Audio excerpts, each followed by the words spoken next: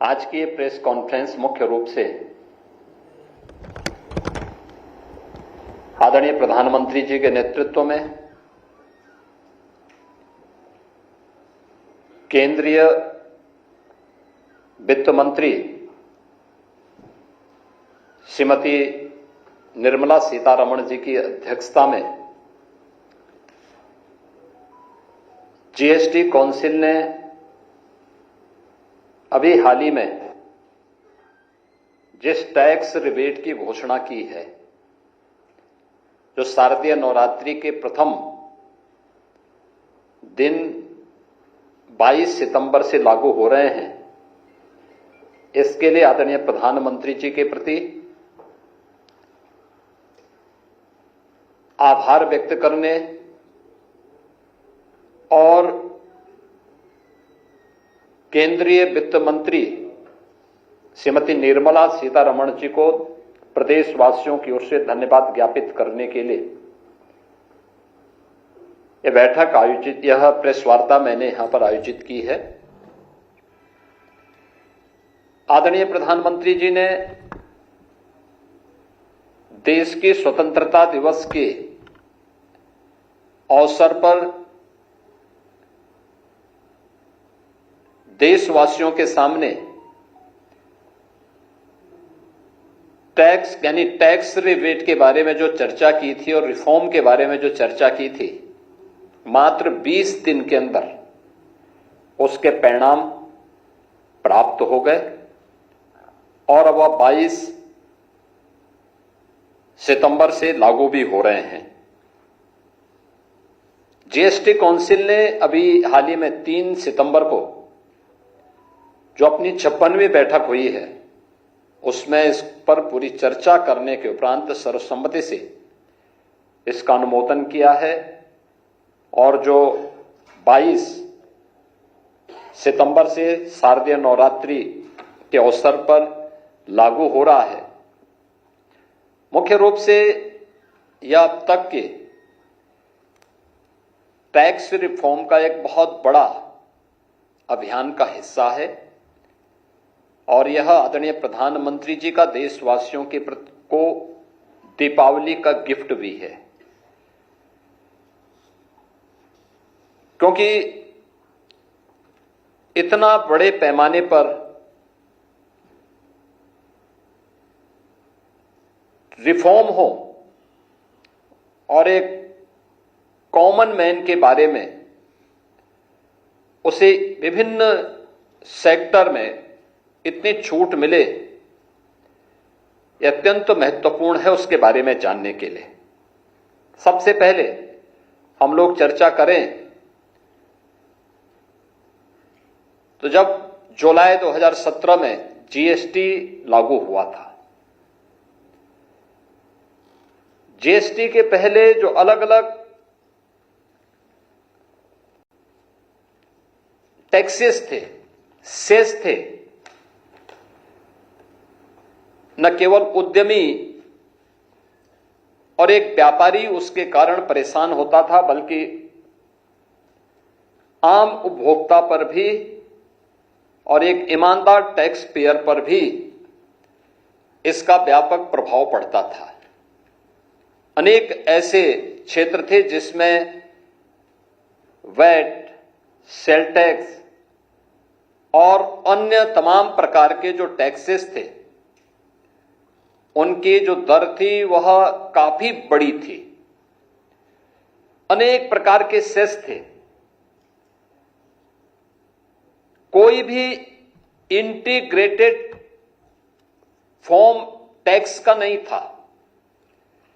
GST ने इन सभी प्रकार के अलग अलग प्रकार के जो सेल टैक्स के थे, वैट के थे या फिर अलग अलग प्रकार के सेस थे, इन सबको इंटीग्रेशन करके और टैक्स रिफॉर्म के लिए जो समय क्रांतिकारी कदम उठाया था, वन नेशन वन टैक्स के आधार पर,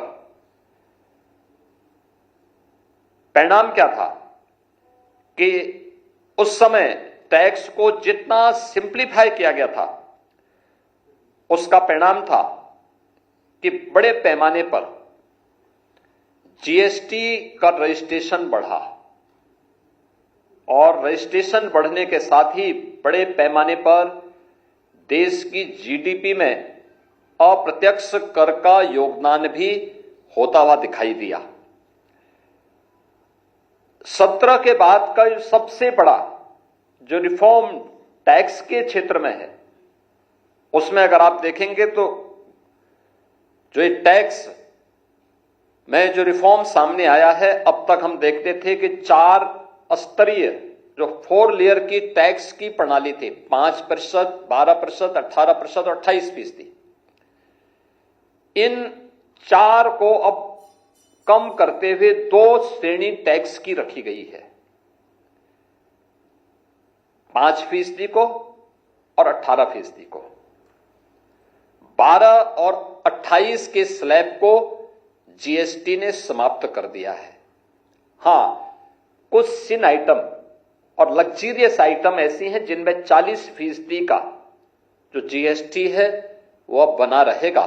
वह अलग एक व्यवस्था है, लेकिन महत्वपूर्ण है कि अब केवल 5% और 18% का यह टैक्स ही, 2 स्लैब ही जीएसटी की मुख्यतः रहेंगे और जिनके माध्यम से यानी देशवासियों को बहुत बड़ी राहत इसके माध्यम से मिलेगी हर एक स्तर पर। यानी रसोई से लेकर के, एक किसान से लेकर के, घर के निर्माण से लेकर के और बड़े बड़े हाईवे और इंफ्रास्ट्रक्चर के डेवलपमेंट के साथ साथ अपने कारोबार को आगे बढ़ाने वाले उद्यमियों के लिए भी इसका भारी लाभ होने वाला है और इसके माध्यम से लगभग 2 लाख करोड़ रुपए से अधिक का भारत की अर्थव्यवस्था में ग्रोथ होने की संभावना भी है। जनता को जो राहत इस टैक्स से मिलने जा रही है, एक सामान्य गृहस्थ परिवार के लिए, अगर आप देखें, दूध है, दही है, पनीर है, शैम्पू है, टूथपेस्ट है, साबुन है, साइकिल और बच्चों से जुड़े हुए सामान, जितनी भी सामग्री है, घरेलू सामान है, इन पर अब केवल 5% या 0 टैक्स होगा। इससे रोजमर्रा के खर्च में जो लोगों की पूंजी है उसमें बचत होगी, लेकिन साथ साथ लोगों की खपत की कैपेसिटी बढ़ेगी, व्यक्ति ज्यादा खरीद सकता है। अन्नदाता किसानों के लिए देखेंगे, ट्रैक्टर, टायर, कीटनाशक, सिंचाई के उपकरण, इन सब पर जो टैक्स है वह घटा करके 5% कर दिया गया। खेती की लागत को कम करने और ग्रामीण भारत की अर्थव्यवस्था को सुदृढ़ करने में इससे काफी बड़ी मदद मिलेगी। स्वास्थ्य के क्षेत्र में हम देखेंगे तो व्यक्तिगत जीवन और स्वास्थ्य बीमा से जुड़ी हुई जीएसटी को पूरी तरह समाप्त कर दिया गया। दवाइयों, ऑक्सीजन और जांच किट पर कर में कटौती की गई है, जिससे इलाज सस्ता हो सके और एक सामान्य नागरिक राहत प्राप्त कर सके। वाहनों की खरीद फरोख्त में भी गाड़ियों और बाइक पर यानी 4 व्हीलर और 2 व्हीलर पर 28% से जीएसटी की दर को घटा करके 18% किया गया है, यानी 10% की कटौती। ये चीजें दिखती हैं कि एक सामान्य नागरिक भी वाहन खरीदने की सामर्थ्य रख सकता है और इसका लाभ उसे मिलेगा। स्वाभाविक रूप से प्रोडक्शन होगा, एम्प्लॉयमेंट नए जनरेट होंगे, नए रोजगार के अवसर सृजित होंगे। नोटबुक यानी शिक्षा के क्षेत्र में देखेंगे, नोटबुक, पेंसिल और जो नक्शे हैं, अन्य जो शिक्षण सामग्रियां हैं, इनमें भी काफी छूट दी गई है। ये कोई इसमें टैक्स नहीं लगेगा। हां, लग्जरी जो आइटम है तंबाकू है, पान मसाला है, कैसीनो है, इन सब पर 40% तक का टैक्स लगाया गया है। व्यापार में आसानी करने के लिए टैक्स रजिस्ट्रेशन के लिए उसको ऑटो मोड पर किया गया है, ऑटो अप्रूव करने की व्यवस्था दी गई है, उसे रिफंड करने की सुविधा भी उसमें दी गई है। रिस्क आधारित कंप्लायंस से जो भी अन्य सुविधाएं हो सकती हैं, श्रम सुधार यानी लेबर रिफॉर्म के लिए, अन्य चीजों के लिए भी काफी इसमें सुविधाएं इसके माध्यम से देने का प्रयास हुआ है। जीएसटी आने के पहले और जीएसटी आने के बाद भारत की अर्थव्यवस्था के बारे में जो मैं कह रहा था कि अकेले 2024-25 में देश ने 22,80,000 करोड़ रुपए का जीएसटी संग्रह किया है। अगर आप इसे 2017 के पहले देखेंगे, ये केवल 7 लाख करोड़ के आसपास हुआ करता था। अकेले इस वर्ष अप्रैल से अगस्त तक यानी 5 महीनों में जीएसटी संग्रह 10 लाख करोड़ रुपए से अधिक का हुआ है, जो गत वर्ष के जीएसटी संग्रह करने से 10% तक अधिक है।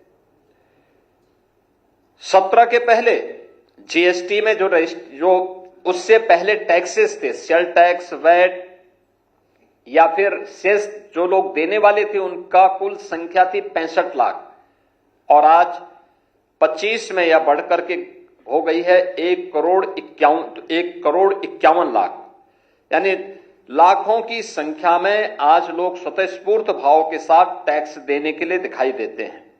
और जो टैक्स की इस छूट का परिणाम क्या है, यानी 4 की बजाय 2 स्लैब देने का परिणाम क्या है?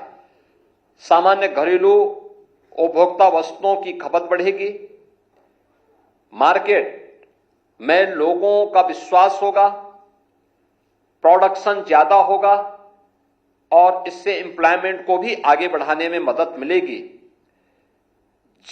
देश की जीडीपी में इसका व्यापक प्रभाव पड़ेगा। अनुमान है 0.2% से लेकर जो 0.3% तक की जीडीपी में इस रिफॉर्म के कारण बढ़ोतरी होने की संभावना रहेगी। यानी जीवन आसान तो व्यापार में भी आसान, और जब भी व्यापार में आसान होगा तो स्वाभाविक रूप से मार्केट में खुशहाली होगी और मार्केट की खुशहाली एम्प्लॉयमेंट को भी जनरेट करेगी, साथ साथ अर्थव्यवस्था को भी वह मजबूती प्रदान करेगी। हम लोग मुख्य रूप से इस बात को देखते हैं, जो मैंने पहले भी कहा, जीएसटी लागू होने के पहले 17 अलग अलग प्रकार के कर थे, 13 सेस थे, केंद्रीय उत्पाद शुल्क था, सेवा कर था, मूल्यवर्धित कर यानी वैट था, सीएसटी था, अन्य मनोरंजन कर थे और भी तमाम प्रकार के कर थे, प्रवेश कर थे और भी तमाम प्रकार के कर उसमें लागू होते थे। और कोई भी ऐसी व्यवस्था नहीं थी कि जो पूरे देश को एक कर के अधीन जोड़ करके व्यापारी के लिए भी और एक आम उपभोक्ता के लिए भी आसान कर सके। जीएसटी ने पूरे देश को वन नेशन वन टैक्स के आधार पर, आप देखते होंगे आज माल की आवाजाही आसानी से देश के एक कोने से दूसरे कोने पर आसानी से हो सकती है। लॉजिस्टिक और अधिक और कुशल ढंग से हम लोग लागत को कम करके पहुंचा सकते हैं। बार बार टैक्स नहीं लगता, जीएसटी में वन टाइम टैक्स है, एक बार टैक्स लगेगा, बार बार नहीं लगेगा। और अगर कोई व्यक्ति किससे 2 बार लिया गया है तो रिफंड भी उतनी जल्दी हो रहा है। यह आजादी के बाद में जीएसटी टैक्स रिफॉर्म के क्षेत्र में यह फेडरल स्ट्रक्चर का एक बेहतरीन मॉडल है और जीएसटी लागू होने के बाद यह पहली बार इतने बड़े पैमाने पर इन सभी सेक्टर में सुधार से सामान्य नागरिकों को काफी राहत मिलेगी। 2014 के पहले, जो मैंने आपसे पहले भी कहा, मैंने 17 के आंकड़े दिए थे, लेकिन 2014 के पहले भारत का जो टैक्स संग्रह था, यानी अप्रत्यक्ष कर के माध्यम से जो हमें टैक्स संग्रह होते थे, वह 5.44 लाख करोड़ मात्र होता था और अब यह बढ़कर के 24-25 में बढ़कर के 22,80,000 करोड़ तक पहुंचा है। यानी इतने बड़े पैमाने पर 305% की इसमें ऐतिहासिक वृद्धि हुई है। परिणाम क्या है? परिणाम है राष्ट्रीय राजमार्ग के नेटवर्क में 60% की वृद्धि हुई। यानी पैसा आएगा तो आप उस पैसे को देश के अंदर विभिन्न प्रकार के गरीब कल्याणकारी कार्यक्रमों में खर्च कर सकते हैं, इंफ्रास्ट्रक्चर बढ़ाने में कर सकते हैं, पब्लिक ट्रांसपोर्ट को और बेहतरीन करने में कर सकते हैं। आज पैसा था 5 लाख करोड़ से बढ़कर के 11 वर्ष में 22 लाख करोड़ हो जाता है। परिणाम क्या है? नेशनल हाईवे की जो नेटवर्किंग है, इसको हमें देश के अंदर 91 यानी 60% बढ़ाने, 91,000 किलोमीटर से बढ़ा करके 1,46,000 किलोमीटर पहुंचाने में मदद मिली है।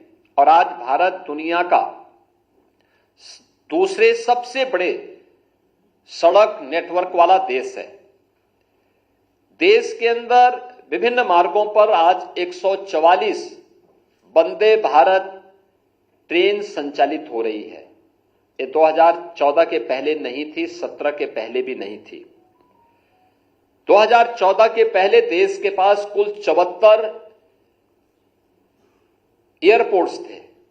आज इनकी संख्या बढ़कर के 160 हुई है। आप अनुमान करिए, पैसा है तो उस पैसे को कैसे हम एयर कनेक्टिविटी को बेहतर करने के लिए उसके इंफ्रास्ट्रक्चर को डेवलप करने में खर्च करने हैं। मेट्रो 2014 के पहले केवल 248 किलोमीटर का था, आज वह देश के अंदर 1013 किलोमीटर से अधिक का आप भारत के पास मेट्रो नेटवर्किंग है। डिफेंस मैन्युफैक्चरिंग में 2014 में केवल 46,000 करोड़ रुपए का डिफेंस मैन्युफैक्चरिंग भारत के अंदर होता था। आज वो बढ़कर के अगर हम देखते हैं कि अकेले 23-24 के अंदर हम देखेंगे तो यह 1,27,000 करोड़ का हुआ है। और इस दौरान यूपी के अंदर भी तमाम डिफेंस मैन्युफैक्चरिंग कॉरिडोर से जुड़े हुए जो उद्यम हैं, इन्होंने यहां पे अपने प्रोडक्शन शुरू कर दिए हैं। 686 करोड़ रुपए का हम केवल देश के अंदर जो रक्षा निर्यात था, हमारा जो एक्सपोर्ट था डिफेंस के सेक्टर में, केवल 686 करोड़ का था 14 के पहले, और 24-25 में यह बढ़कर के 23,600 करोड़ रुपए से अधिक का हुआ है।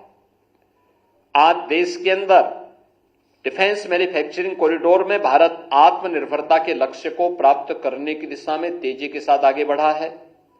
आपने अभी हाल ही में ऑपरेशन सिंदूर के अंदर आकाश मिसाइल को, ब्रह्मोस मिसाइल को और भारत की ड्रोन टेक्नोलॉजी को दुनिया ने उसके लोहे को माना है। गरीब कल्याणकारी योजनाओं की जब हम बात करते हैं, 2014 के पहले हम देखते हैं कि केवल 7,000 करोड़ रुपए की डीबीटी होती थी। आज यह देश के अंदर हम देखते हैं तो 24-25 में ही 6,83,000 करोड़ रुपए का डीबीटी के माध्यम से सीधे एक गरीब के खाते में पैसे सीधे भेजे गए।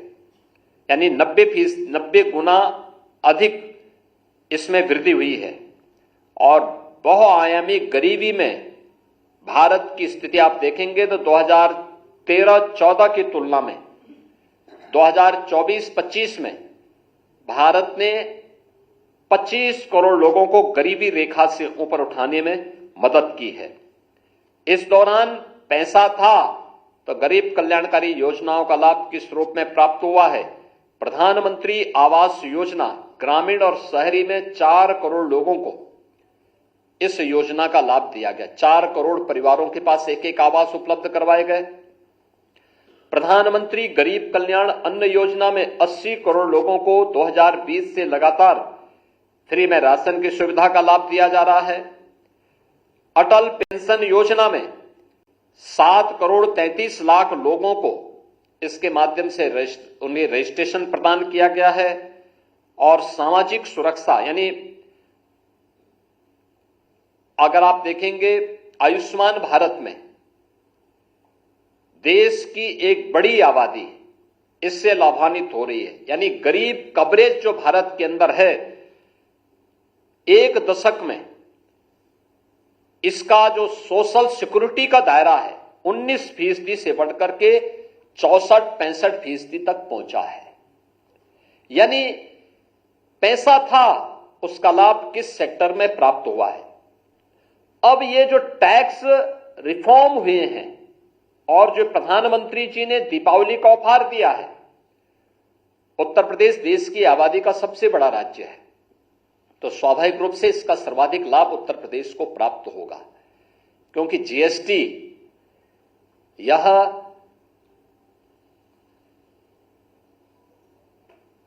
उपभोक्ता टैक्स है।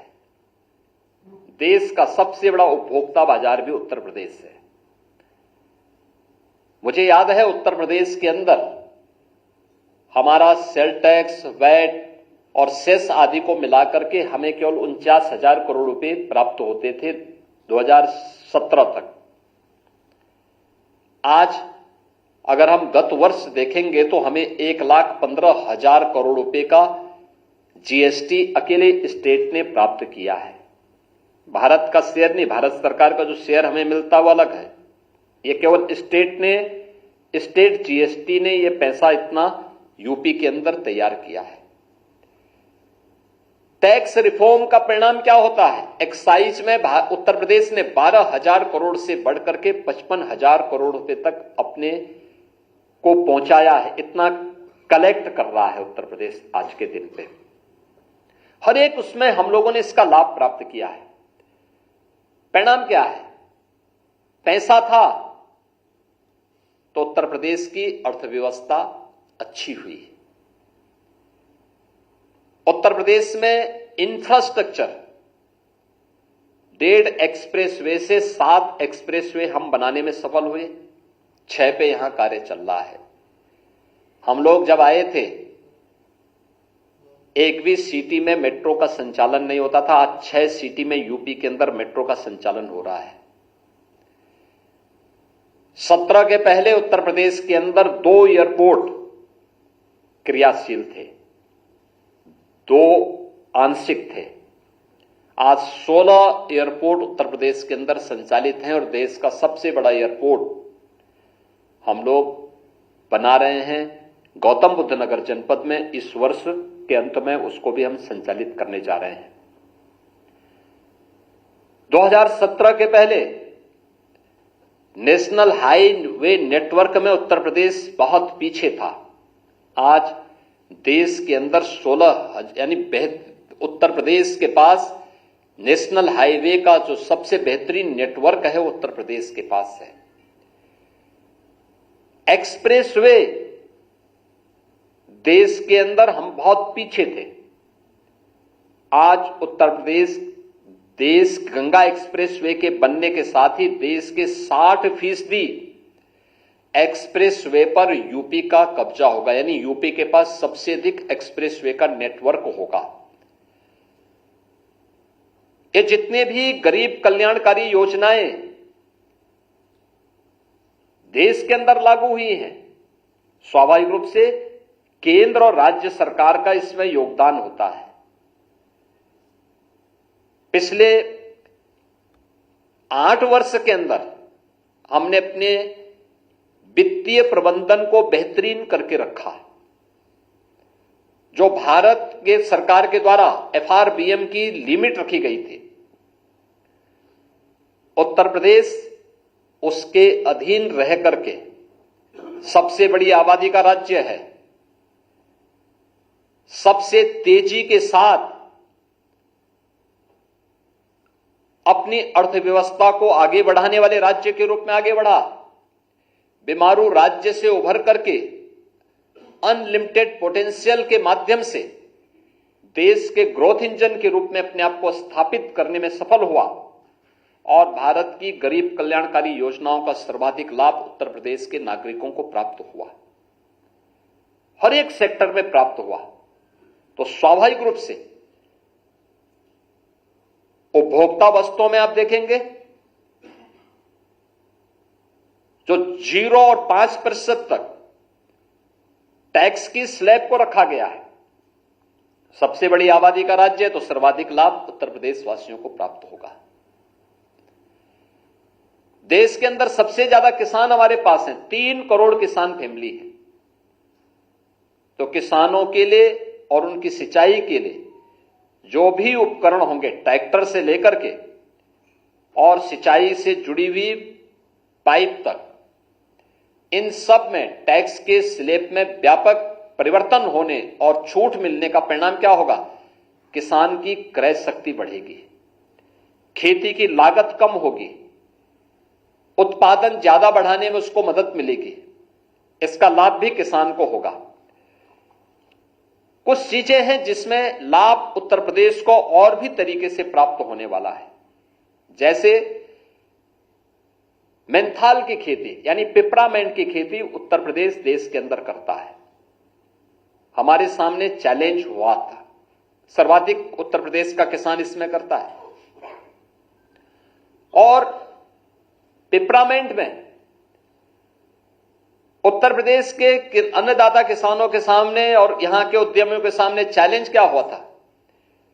इसमें सिंथेटिक पिपरामेंट आ गया था और वे प्रतिस्पर्धा नहीं कर पा रहे थे। हम आभारी हैं कि उत्तर प्रदेश में अब ऑर्गेनिक रूप से बनने वाला जो मेंथाल है, इस पर टैक्स का रेट होगा 5% और सिंथेटिक तरीके से जो पिपरामेंट यानी मेंथॉल बनता है उस पर 18%। स्वाभाविक रूप से ऑर्गेनिक प्रोडक्ट की मांग बढ़ेगी, उन्हें एक्सपोर्ट मार्केट के साथ साथ एक्सपोर्ट में भी उसे पहुंचाने में मदद मिलेगी। उत्तर प्रदेश में फुटवेयर, आगरा और कानपुर उसका हब है। इसमें नेक्स्ट जेन के माध्यम से 2500 रुपए तक के फुटवेयर इसकी दर को कम करते हुए 5% किया गया है।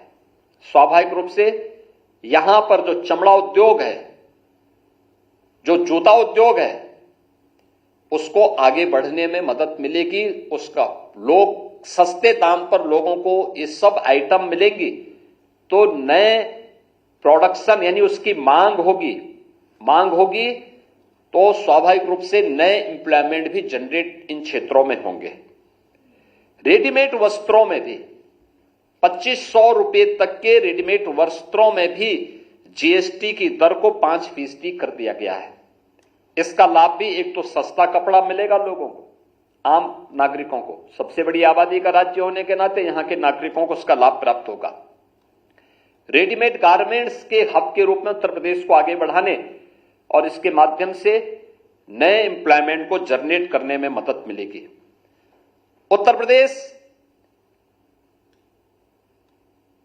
की परंपरागत उद्यम वन डिस्ट्रिक्ट वन प्रोडक्ट की स्कीम उत्तर प्रदेश ने 2018 में आदरणीय प्रधानमंत्री जी के मार्गदर्शन में लॉन्च की थी। हमारे सामने चैलेंज हुआ करता था हमेशा टैक्स की दर को लेकर के। गवर्नमेंट उन्हें अच्छी डिजाइन देती थी, टेक्नोलॉजी से जोड़ती थी, अन्य तमाम प्रकार से उन्हें सुविधा संपन्न करने का प्रयास करती थी। लेकिन अब टैक्स में रिबेट मिलने पर, यानी अब इन सभी पे जो हमारे हस्तशिल्पी हैं, कारीगर हैं, इनके द्वारा किसी भी पैदा की गई जो भी इनके प्रोडक्ट होंगे उन पर अब जीएसटी की दर केवल 5% होगी। परिणाम क्या होगा कि जितने भी हमारे यहां जैसे पॉटरी उद्योग खुर्जा का, ग्लास उद्योग फिरोजाबाद का, चिकनकारी लखनऊ का, बनारसी साड़ी वाराणसी और आजमगढ़, जरी जरदोजी लखनऊ, बरेली, इन सभी जनपदों में, कागज उद्योग जालौन का और इस प्रकार की जितने भी अन्य आइटम हैं, यहां पर आम उपभोक्ता को तो राहत मिलेगा ही, इसका प्रोडक्ट्स, इसकी मांग होगी, प्रोडक्ट की मांग, डिमांड बढ़ेगी, स्वाभाविक रूप से एम्प्लॉयमेंट भी जनरेट होंगे, उनका मुनाफा भी बढ़ेगा। और उत्तर प्रदेश के हमारे जो भी हस्तशिल्पी हैं, कारीगर हैं, उनको इसका लाभ बड़े पैमाने पर प्राप्त होगा। उत्तर प्रदेश ने जीएसटी लागू होने के बाद प्रयास किया कि हम अपने यहां रजिस्ट्रेशन की दर को बढ़ाएं, और मुझे बताते हुए प्रसन्नता है कि जीएसटी हमारी बढ़ी तो उत्तर प्रदेश ने व्यापारी कल्याण बोर्ड के माध्यम से रजिस्ट्रेशन कराने वाले हर उस व्यापारी को हमने 10 लाख रुपए की सुरक्षा बीमा का कवर भी दिया। और मुझे बताते हुए प्रसन्नता है कि हम लोगों ने 17-18 से अब तक 1663 व्यापारी परिवारों को 152 करोड़ रुपए से अधिक की बीमा राशि का अब तक वितरण किया है। अकेले 25-26 में भी 201 परिवारों को 20 करोड़ 40 हजार रुपए की बीमा राशि हम लोगों ने प्रदान की है। और इसके लिए हर वर्ष 29 जून की तिथि, जो दानवीर भामा शाह की जन्म तिथि है, उस तिथि पर हम लोग अपने उन व्यापारियों को जो ईमानदारी के साथ टैक्स पेड करते हैं और सर्वाधिक टैक्स देते हैं, उस अवसर पर प्रदेश स्तर पर भी और जनपद स्तर पर भी हम उन्हें सम्मानित करने का काम करते हैं।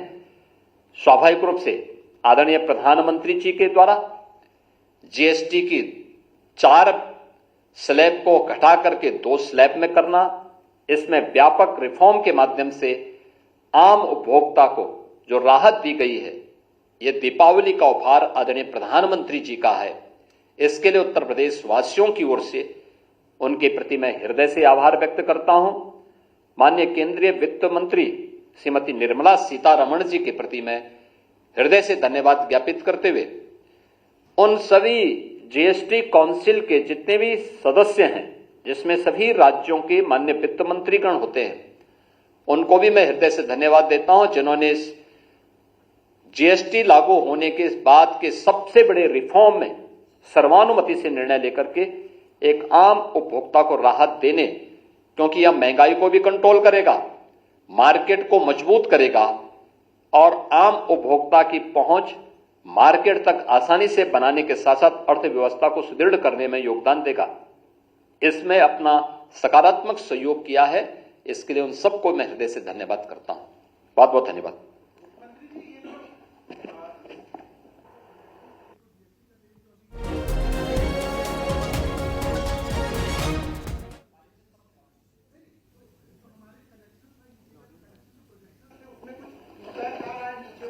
देखिए, मैंने कहा ना कि देश की जीडीपी में 2 लाख करोड़ रुपए की वृद्धि होने की संभावना है, तो उसी रेशियो में उत्तर प्रदेश की जीडीपी में भी असर पड़ेगा।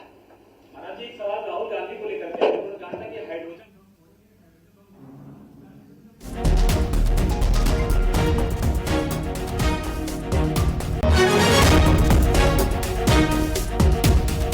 रिफॉर्म को लेकर सीएम योगी आदित्यनाथ ने प्रेस कॉन्फ्रेंस की और बताया कि इसके क्या फायदे